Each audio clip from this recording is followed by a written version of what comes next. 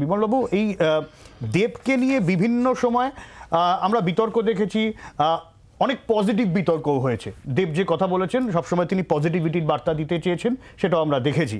তো এই লোকসভা ভোটের আগে যখন তিনি 3টে পদ থেকে ইস্তফা দেন, যার খবর দলের কাছেও থাকে না বলে এখনো পর্যন্ত খবর, তার মানেটা কি দাঁড়ায় বলে আপনার মত? এটা খুব বলা মুশকিল। প্রথম কথা, দেব একজন তৃণমূল কংগ্রেসের সাংসদ, সুতরাং অন্য দলের একজন সম্পর্কে কিছু বলাটা আমার শোভা পায় না। কিন্তু আপনি যেহেতু একটা জেনারেল টার্মে প্রশ্নটা করেছেন, কতগুলো কথা বলি। সেটা হচ্ছে যে কোনো মানুষের পক্ষে, ভদ্রলোকের পক্ষে অন্তত, যে একটু সুস্থভাবে জীবনযাপন করতে চায় বা অন্তত ক্ষমতার লোভটাকে সামলাতে চায়, সাধারণ জীবনে থাকতে চায়, তাদের পক্ষেই তৃণমূল কংগ্রেসে থাকাটা অত্যন্ত কঠিন। আমার সঙ্গে দেবের কোনো আলাপ নেই, কিন্তু আমাদের মেদিনীপুরের মানুষ, আপনারা জানেন, আমরা যারা মেদিনীপুরের মানুষ, মেদিনীপুরের কেউ যদি সফল হয় আমরা খুব খুশি হই। সেই দিক দিয়ে ওর সাফল্যে আমি মেদিনীপুরের মানুষ হিসেবে খুশি। কিন্তু এটা তো ঠিক যে এমন একটা দলে তিনি বিলং করছেন, যে দলে এখন বেশি দিন থাকলে লোকে বলবে একটা চোরের দল। ফলে সেটা কতদিন তিনি থাকতে পারবেন সেটা একটা প্রশ্ন। দ্বিতীয় কথা, দেব আমার বলছি, আমার সঙ্গে কখনো আলাপ হয়নি, কখনো কথাও বলিনি, কিন্তু এটাও তো ঠিক, টিপিক্যাল তৃণমূল বলতে আমরা যা বুঝি, অত্যন্ত লোকের সঙ্গে খারাপ ব্যবহার করা, বিশ্রী কথা বলা, দেব কিন্তু সেটা কখনো করেননি। সেই দিক দিয়ে দেবের মানে কি তাই বিমলবাবু আপনি জেনারেলাইজ করছেন সব তৃণমূল নেতাই? আমি আমার যা অভিজ্ঞতা, অধিকাংশ তৃণমূল মানে এই দাঁড়িয়েছে, ওদের সঙ্গে কথা বলা যায় না, ভদ্রভাবে কথা বলে না, মান সম্মান রাখে না।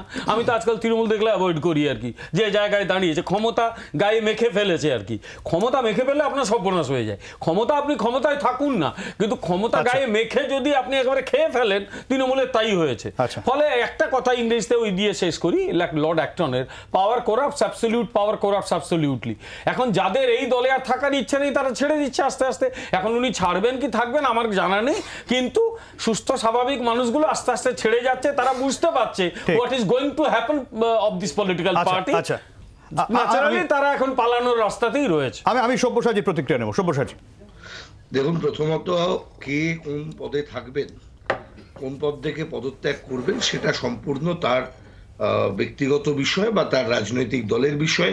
তিনি কেন পদত্যাগ করেছেন আমরা জানি না, তার মতামত ছাড়া এই বিষয়ে মন্তব্য করা সমীচীন হবে না। কিন্তু তার মানে এই নয় যে আমরা নির্দিষ্টভাবে কোনো কিছুকে জেনারেলাইজ করে দেব এবং সাধারণ বন্ধনীর মধ্যে সবটাকে নিয়ে আসবো, সেটা করা কিন্তু ধ্বংসাত্মক। যেটা আমরা মনে করি যে এই ধরনের ঘটনাগুলো প্রমাণ করে তৃণমূল কংগ্রেসের দলের মধ্যে তাদের নির্দিষ্ট এক সুরে কথা বলার কোনো সংস্কৃতি এই মুহূর্তে নেই। এবং এতদিন পর্যন্ত চাপ দিয়ে, ওপর থেকে হুইপ জারি করে, ধমক দিয়ে যে চেষ্টাগুলো করা হয়, তার ফলে অনেকেই কথা বলছিলেন, সম্ভবত দেবকেও মুখ্যমন্ত্রী মমতা বন্দ্যোপাধ্যায় কিছুদিন আগে ডেকে পাঠিয়েছিলেন বলে আমরা শুনেছি কোনো বৈঠকের মধ্যে। যদি এটা দেখা যায় যে দেবের পদত্যাগের সঙ্গে তার রাজনীতির কোনো সম্পর্ক আছে, সেটা ভবিষ্যতে আমরা জানতে পারবো। কিন্তু এর সাথে দাঁড়িয়ে দেবের ওই কেন্দ্রের, ঘাটাল লোকসভা কেন্দ্রের সাধারণ মানুষের যে দাবি দেওয়া, তার কিন্তু কোনো সমাধান কিন্তু এতে হবে না। দেব থাকুন আর অসুর আসুন, এর মধ্যে দেবাসুরের ঝগড়ায় কোনো সাধারণ মানুষের কোনো সমস্যার সমাধান কিন্তু এতে হবে না। বাংলার আওয়াজ, বাঙালির আবেগ, জি 24 ঘন্টা।